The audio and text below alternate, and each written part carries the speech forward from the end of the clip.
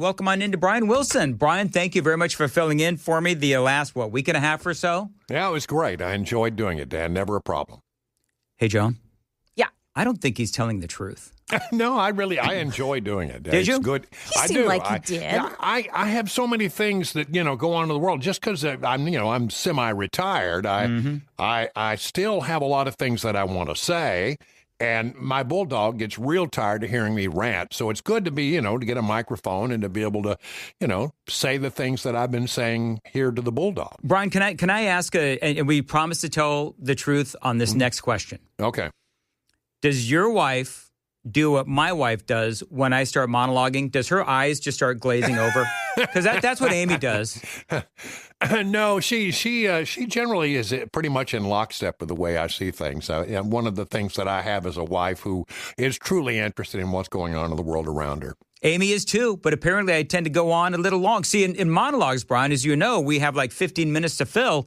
Amy gets her fill of me in like 2. Yeah, well, so that's a problem. I don't, I give her the Reader's Digest version. Maybe that's what I need to do, Brian. See, I got marital advice from Brian Wilson. All right, let's talk business.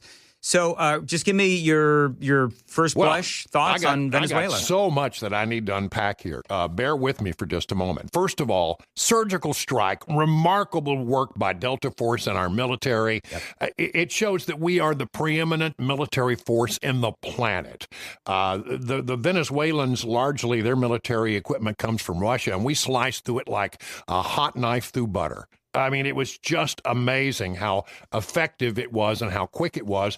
I found it interesting that the president said they were prepared to come in with a second wave, a bigger wave if necessary, but didn't find it necessary.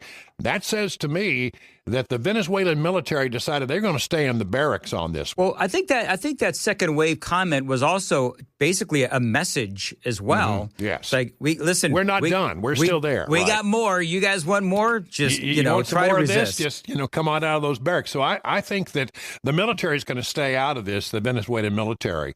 So there's that. I mean, it's just a remarkable thing. I am absolutely apoplectic about the Democrats. I mean, listen to Chuck Schumer in 2020. Yes. And the president brags about his Venezuela policy? Give us a break. He hasn't brought an end to the Maduro regime. The Maduro regime is more powerful today and more entrenched today than it was when the president began. All right, so he said, why aren't you doing anything about Maduro? So in Trump 2, when he takes care of Maduro, this is what he said this weekend. Let me be clear. Maduro is an illegitimate dictator, but launching military action without congressional authorization, without a credible plan for what comes next is reckless. Well, so we want you to get Maduro, but, now that you did it, we're going to criticize you. This is the game they play. If Democrats are in office and they carry out a strike like Obama did on many occasions, like Biden did, well, then the Republicans say, well, you didn't tell Congress, War Powers Act, blah, blah, blah, blah, blah. And if it's the Republicans that are in office, it's the reverse. And it's just a stupid game they play in Washington. Let me tell you something. There are many real smart people who look at the War Powers Act and believe that it's unconstitutional, but they never test it before the courts. Right. It is a game that is always played, and I'm sick and tired of this nonsense of invoking the War Powers Act every time a president takes action. Other presidents have done it. Can I, though? I want to tap into your history. So you covered, I forget, which presidents did you cover? Well, I covered Clinton. Well, I covered Clinton mostly. I covered W. I covered HW. Okay. So we all know about Trump opposition syndrome and Trump derangement syndrome. Way back then, did Democrats still do, and Republicans, did they still do this nonsense even back then, where it was like there's an obvious reason why we did what we did, whatever it was back, when you were in Washington, D.C. Did the opposing party do this then? Yes, absolutely. Okay, so this has always been a thing. It's been a thing that goes, and I've seen these War Power Acts debates come and go, and nothing ever happens. Look, I don't think, first of all, if Schumer's going to bring up the War Powers Act, he's got to get it passed by the House. It's got to go through the Senate, and I don't think that's going to happen. Listen to this. This is from Axios this morning, talking to centrist Democrats off the record. Here's one that said, Maduro is bad. Glad he's gone. You can't have it both ways. Another vulnerable Democrat told Axios in a phone interview, as Democrats, we can't just condemn what happened. I wish the Democrat Party would be a little more measured on this. Yep. A third, I think it looks weak. A third centrist House Democrat said, if you don't acknowledge when there is a win for our country, then you lose all credibility. Well, that's centrist Democrats. The Republicans will be in lockstep with the president. There are going to be some centrist Democrats who go along with him at all. Fetterman in the Senate for one. Yep. You may lose Rand Paul. You may lose Thomas Massie. But the bottom line is they don't have the votes to invoke the War Powers Act. And it's nonsense. I wish they would, because I would like to see it taken to the Supreme Court. And let's finally decide once and for all whether the War Powers Act is real or not. All of that is just nonsense. It's just Trump derangement syndrome. Once again, I think the vast majority of Americans are going to be glad that we went in there and got Maduro. And I think that it's going to be an 80% position for the president, and the Democrats are going to be supporting a drug kingpin. It's nonsense. Let's stop this nonsense and just get on with business. Now, I am a little concerned. I have a little heartburn over the idea of nation building. Mm-hmm. What was the old Colin Powell thing? If you break it, you buy it. And I'm a little concerned about that when I heard the president says we're gonna run Venezuela. But I'm seeing today a number of stories that suggest we're not physically going to put Americans in charge of Venezuela. Right. But we have the military still there, and we are in control of the oil. No oil's going out of that country as long as we're there. And so what I think they're saying is now that here's a line from a CNN piece that I read. A clearer picture that began emerging Saturday of what Trump meant when he claimed in his news conference that we would run Venezuela was essentially one in which the U.S., listen to this, relies on the massive armada floating offshore to ensure whoever is in charge does what the Trump administration wants. Right. So they're going to put the pressure on and make sure, you can rebuild it. We're going to help you with your oil, by the way. And by the way, that oil, all that oil, everybody's screaming, well, it's all about oil. You know what? That oil was developed by American oil companies and stolen from them by the Maduro regime. They have a right to go back in there and reclaim what they developed. And they can do it in short order, and they'll get the economy back up and running. And this could be a really good thing for Venezuela in the long term. That's the whole point, is like, okay, so if you want to scream no blood for oil, whatever, but the reality is that Donald Trump and these oil companies are going to make an investment in Venezuela. They're going to go in, they're going to fix all that infrastructure, then they're going to start drilling. And that is good for everybody. I mean, people in Venezuela are going to start working. They're going to be able to buy stuff in the stores, food, water, the whole thing. I mean, here's a quick fix. I would predict this. Our strategic reserves were just obliterated by the Biden administration, trying to artificially keep down the price of oil when it was skyrocketing. They basically, emptied the strategic reserve. We could take the oil from Venezuela and use it to fill back up our strategic reserve, which we got the money sitting around because, when you sell it, you get a big pile of money. That same pile of money could be used to buy oil from Venezuela, fill back up our strategic reserve. That's good for us. It's good for Venezuela. And you immediately inject some money into that country that desperately needs it. One of the things that is coming out is that there were apparently 32 Cuban nationals that were killed during the operation in Venezuela. You know that the president, I think last night, he's been talking about Cuba an awful lot as well. Do you predict that Trump is going to try to do anything with Cuba? And by the way, Cuba has some oil, too. I don't know. I don't know. Again, I want to study that a bit more. But Cuba is in bad shape right now. And you know, the security forces around Maduro were Cuban. Yep. And so, you know, once again, they weren't very effective in keeping Clearly not. The Delta Force away. Hey, guys. So they weren't much. Yes, Joan. I have an announcement to make. What's that? This is a breaking news update on Super Talk 99.7 WTN. Minnesota Governor Tim Walz said he is ending his re-election bid. He will not seek a third term. He released a press release today. He cited heightened attention on fraud allegations in Minnesota, adding in his release that the political gamesmanship we're seeing from Republicans is only making that fight harder to win. We called it, Joan. Didn't we? He was going to blame the Republicans. Yes. So that's it. Now, we're not even going to wait for that presser, although I think in the presser we're going to hear who, and assuming that that's Amy Klobuchar, is going to take his place on the ticket. So, yeah, I mean, thank you, Joan. Yep. Not real shocking, Brian. I don't know. Are you surprised? No, I mean, I think Tim Walz is looking at as if he's pretty much the buffoon we all thought he was.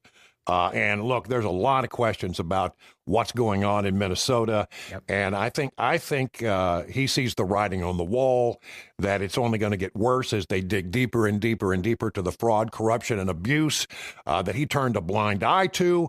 And they shut down the whistleblowers. Yeah, absolutely. So I mean, I'd asked Hans von Spakovsky, I had him on earlier, if he actually thought that Walz would, ultimately end up face some sort of charges or whatever. And he didn't think that there would be any charges filed against him. He didn't seem to think that, from the information that we know right now, that you could actually charge Walz with any crime, although people are screaming, take him off in handcuffs.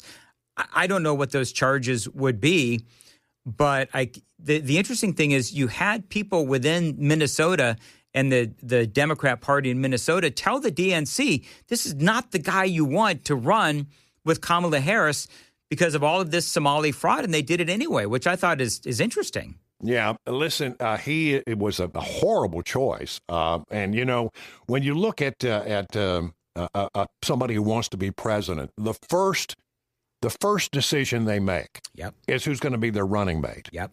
And that tells you a little bit about their judgment. And in this particular case, Kamala Harris's judgment was sorely lacking, and he just turned out to be such a goof that nobody took him seriously. I'm not surprised, because I think this is really going to blow back on his administration.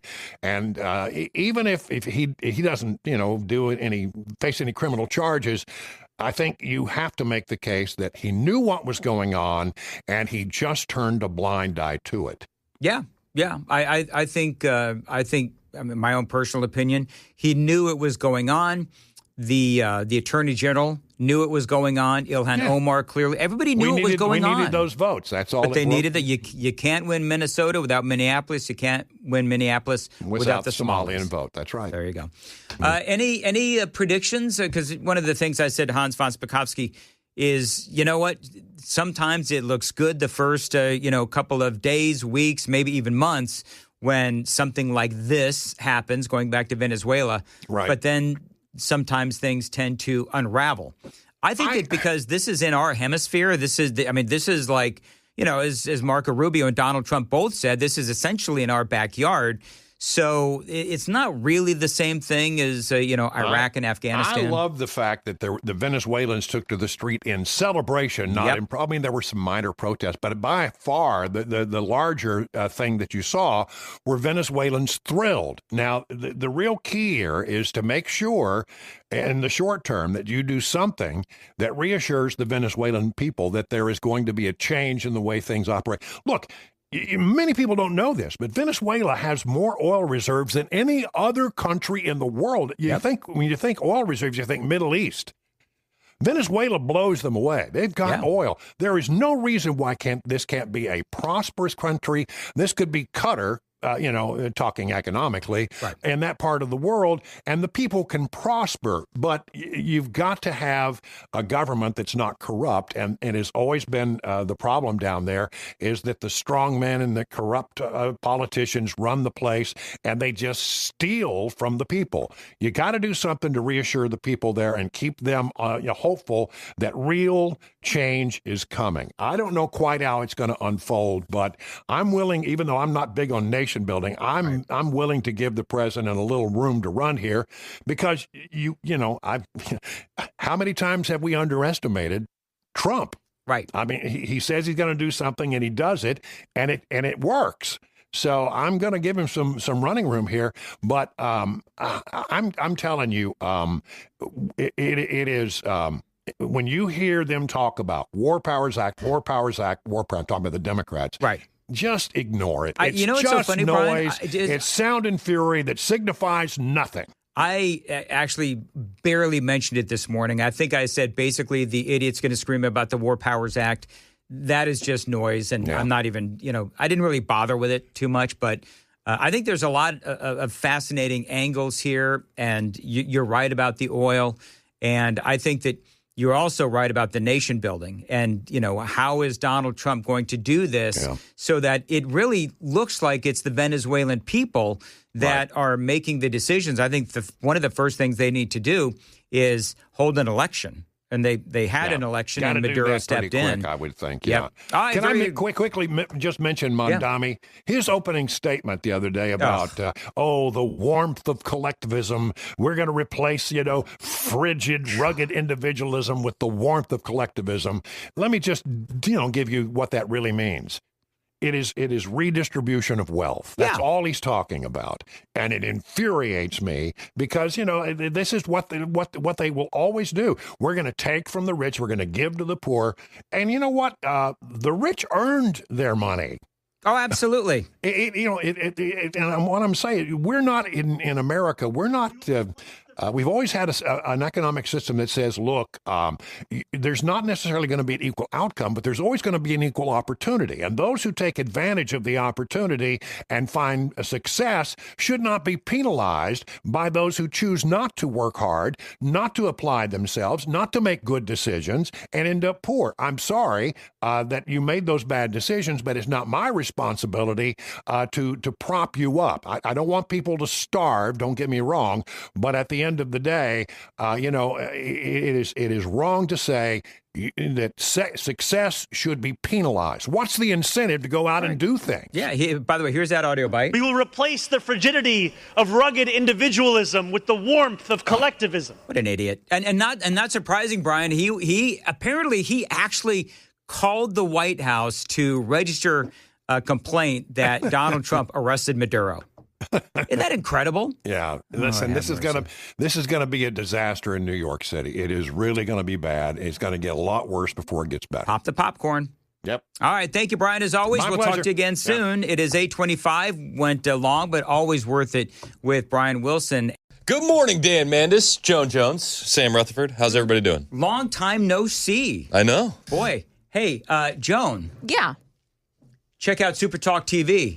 Kennedy made, I believe this is the first ever Mandis in the Morning mug. She did. Oh, She check did. you out. Yeah, I think I've got a Dan Mandis show mug, but I think this is the first one that says Mandis in the morning. You got to do it with the jingle. I got to do it with the jingle. We need a jingle. I really do. And what I love about this mug is that fits Keurig size. Oh, yeah. So, and some throat coat inside. She knew that if you didn't like the mug, you're addicted to the tea. It's exactly right. So thank you. I love the way that looks. So thank you, Kennedy. Very cool. She did a good job. She got the cricket for Christmas. Oh, that's right. So she's been making T-shirts and bags.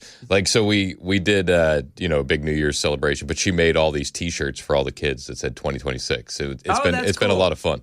The cricket? Yeah, it's called the cricket. She taking orders? She is. What do you need? I told her to come up with something that says dust encrusted news closet. Oh, I love it. Yes. She literally told you about the cricket on Christmas Eve. Yeah.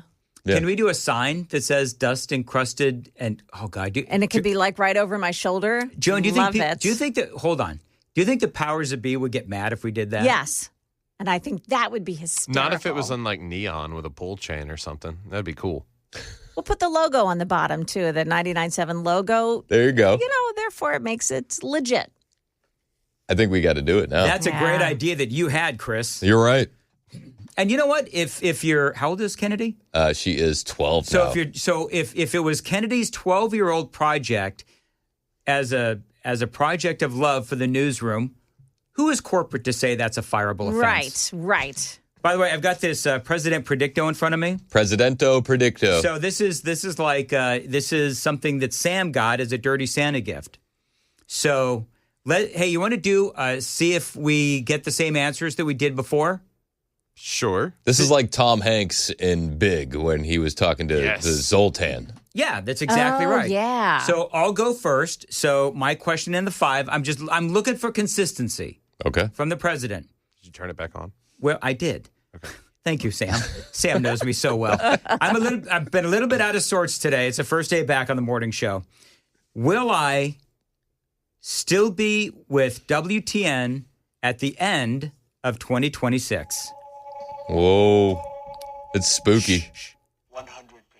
Oh, yes! Let's go, Dan. That's the second time it said 100%, right? No, the first time he just said basically yes. Okay. All right, now do me. Will I be at WTN at the end of 2026? Will Chris Hand be with WTN at the end of 2026? Don't worry about it. All right, don't worry about it. All right, good. Good. Very good. Were you worried about it? A little bit. I get nervous. Just so you know, I get that's nervous. not- I say some outlandish things. I want to be clear, though, that that's not the 100% yes that It's I not. got. It's, no. It's, don't stress. We Don't work worry. in radio, so, could Exactly happen at right. any time. Joan, remind me what your question was. I did the same thing. Am I going to be here at the end of 2026? Will Joan Jones be at WTN at the end of 2026? I think it's certainly possible. I think it's probably unlikely. So I want to be clear. I got 100%. Chris got don't worry about it, which is like you don't really know where he's going. And Joan, we're not exactly sure. It's So up in the air. I think it has to do with the sign she's going to be hanging up Yes. behind herself. That's probably what it is. Yeah. All right, Sam, remind me what yours was. Well, mine was going to be if I was done growing physically, but I guess I'll change it to will I still be here Yeah, at I the end of think the you year? need to. Will Sam still be here at the end of 2026? I have no idea. That's pretty Wow. standard for Mandis producers. I want to be clear that I was the only one that got 100%, which no doubt means that at You'll be the the end of first to go. 2026, I'll be the first to go. Yeah. You guys will be here talking. What day was that? We got to pull that bit. Like the day after I get fired. for Happy New saying, Year 2027. Happy New Year 2027. Anyway, moving right along. That's hilarious. By the way, so did you get the Kennedy's gift to you was sour Candy. sour candy. Yes. So when you got that, did my joke, watch this, Joan, did my joke make sense when you got the sour candy? Because when remember when Kennedy was in here, Joan, and I said, what did you get your dad for Christmas?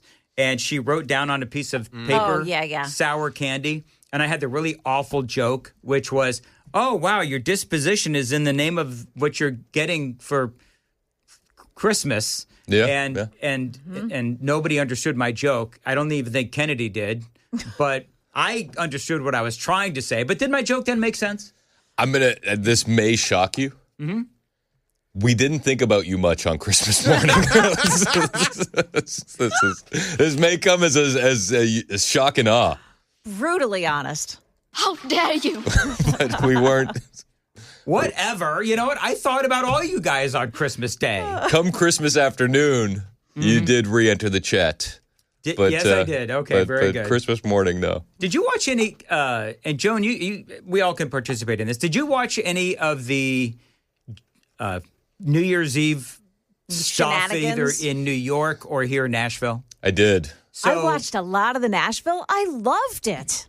Did That you? was fun. Except for I the yeah. last- thought, who except was for the the last 10 artist? minutes. Who was the artist? Because he was not good. Hardy?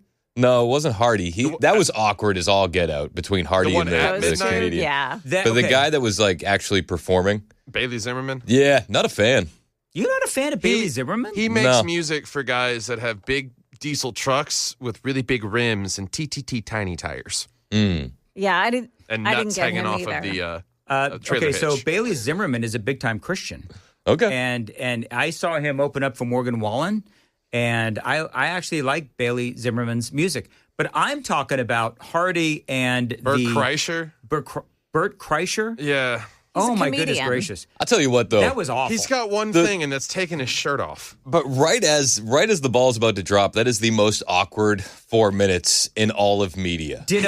No, it's not. You know what the most awkward 4 minutes of media was? Me and Phil Valentine doing play-by-play on the eclipse on the roof. Oh, my goodness gracious. It was like, is this thing almost over yet? And, good Lord. But no, it was. And I actually said to Amy, because we were watching that, and it was Hardy and Bert Kreischer. I'd never heard of him. Amy says the guy's really funny. No. I said, they got to start like writing scripts or something. Because, I mean, you could tell they were like vamping. Yeah, padding. there was a producer behind the camera just doing the stretch motion as much as he could stretch. It seemed like they had a routine that they were like, trying to round out the last 2 minutes with, and either Hardy was too drunk to play along, or they had not rehearsed anything whatsoever, and it was awful. Well, yeah, I mean, did you see when they went to their mothers and the mothers were like talking and not paying any attention to them? No. The moms were in New York and they were supposed to be going to the moms for like, hey, here's what's happening in New York City. It's so exciting. And the moms were like looking away from the camera. They were talking to somebody else. They weren't even paying attention. All And right. then there was a lights out. Did you see that? When they lost power? Yeah, there was a power loss. Yeah. I guess Hardy and Bert Kreischer sucked so bad they sucked all the power out of the. Maybe what they were going for was the Anderson Cooper, Andy Dick. Is that Andy the guy's Cohen. name? Andy Cohen. So I loved They were Lainey too Wilson. drunk. She was terrific. Lainey Wilson was awesome sauce, and so was Jiminy Crickets. Who is it? Redneck woman, Gretchen Wilson. Yes, Gretchen Wilson. Gretchen Wilson was over on ABC with Ryan Seacrest. Did you hear what happened with what's his name? Scott Van Pelt. Scott Van Pelt. I did. Scott Van Pelt almost had to join Fox Sports. What happened? So same thing. I'm going to be honest. Same thing happened to me. Right. So and I've got this. Should I show it? Yeah. Should I show it? Yes. All right. It's funny. So It's one of the greatest recoveries in the history of broadcasting. Ball drops in New York, right? And they're showing people kissing. Yep. Of course, they go to two dudes kissing.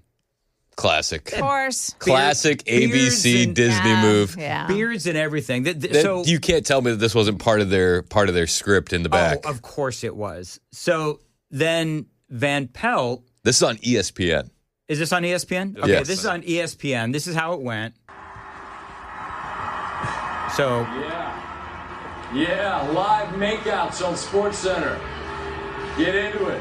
Oh, what do we got? We got love and Oh, wow, bro. Tony and Mike on kazoos. Who's having a good time? Happy New Year, everybody. Oh man. Tony and Mike on kazoos. Is that wordplay for what the two dudes were doing? Oh, well, they're just kissing. I don't know. Probably. On I don't the know what that kazoo? means, but kazoo.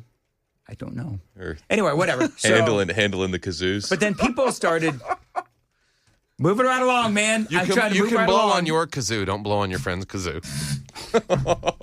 Oh, stop. Okay, I want it noted that I was trying to move away from the whole yeah. thing, and Sam just jumped right in. So I saw that. I had the same reactions. Oh, come on, man! What are we doing? There's like 2 million. There's 2 million straight couples. Yep. But they found the two making out guys. Yep. Whatever. Can we just say the Planet Fitness hats suck? Those things are ugly. Were they wearing Planet Fitness hats? Yeah, Planet Fitness is the sponsor of Times Square. It's like purple and I'm sorry, but I am judging. Yeah. So anyway, I would whatever. judge. So, but when he had a typical reaction, Scott Van Pelt. I like Scott Van Pelt. Okay. Come on, man. Yeah, I mean, but whatever. So, but people started yelling at him like Why? online. Why? Oh, they say, help me, Sam. They just basically homophobic. Yeah. It's just the whole stuff. If you're you weren't expecting to see the two dudes. And, No, and the beard to thing is beard. that they go from like kind of a medium shot of the straight couple to an up and close, extreme close up of the gay guys. Yeah. It threw him off as he's about to go to air. Dan knows what that Yeah. No, entails. it's like, It's like when I drop a joke in your ear and then we come back live. yes. Yeah. Things like that. 4460 says, I'm going to be here through 2026 because Dan is the biggest suck up to management. You have no idea how not true that is. Oh, man. They don't know what they're talking You about. have no idea, 4460, how Yeah. untrue that is. Completely untrue. That's exactly right. You want to suck up, it's Chris Hand. Isn't it right, Chris? It is. It's true. Yeah. I Chris Hand. love our corporate overlords. They're some of the best people. Anyway, moving right along. So it's been a rough morning for yours truly. Yeah, why has it been so rough? Like you didn't. But you're the only guy that takes time off and then does a different job doing radio. I know. I was talking in the 5 o'clock hour. I'm a radio nerd, so I went off and I did other shows and other places. I'm off because of the sleep schedule. Okay. So when I do red eye, my sleep schedule is in like 2 different chunks. It's just really weird. You got so- it's chunky sleeping. It's just chunky sleeping. That's exactly what it Okay. is. It's chunky sleeping. And so now I tried to go to bed at my usual like 5 o'clock, and I just couldn't get to sleep. It's a whole thing. So I gotta get back on schedule. How much In-N-Out did you have over break? Do you know what? We went to In-N-Out, and we only waited 30 minutes door to burger. How about that? Now is the time to go. We went on. Oh, what day was it that we went? I don't know. Amy said we're going to In-N-Out. I said, are we? She said, yep. We're going. Riker liked In-N-Out. Let's go. You want to talk about a moral victory for me? Riker liked In-N-Out. Huge win. Huge win. It's exactly right. I took Brooks was in here, my 8-year-old on New Year's Eve. Yeah, you guys left and went there, right? We left and went to In-N-Out, and he had an animal style fry, and he couldn't make it to the burger. He hit a wall. Wow. Really? Yeah. And while we were waiting for the food, they have the hot peppers. Yeah. I said to him, now we have to do the hot pepper challenge, which I made up on the spot. And he said, what is the hot pepper challenge, Dad? I said, well, we're going to both eat hot peppers. We're going to see who can eat more. So we're eating these hot peppers, and this kid is chomping into them because he's fearless, and he has like the seeds running down his cheeks. Oh. And he's burning. His face is turning red, and we didn't have a drink yet because we were waiting for our food. Oh, no. No. We had gotten milkshakes, so we had to wait. No. Did you know that was going to happen? I didn't know. Wow. All right. But He- he liked. He loved it. He loves it. Huge fan. Well, very good. So that's good. So now all your children have liked In-N-Out. Yep. And so, all right, very good. Every single one, except for Bishop, my 6-year-old. He gets a little bit upset. He yelled at me the other day. We brought home a burger for him, Yeah. and he said, "I didn't want the secret sauce." But do you know when he found out that the secret sauce was in the burger? He was about 2 bites left, and then he decided to get very upset with me. So the secret sauce is basically Thousand Island dressing. Yeah, it's just Big Mac sauce. Oh, is that what it is? Yeah, that's it. Okay. I'm okay with secret sauce or ketchup. I'm okay either one. So there you go. Are you a secret sauce guy? Oh, huge fan of the secret sauce. Okay. Good. As long as it's not on ESPN after midnight.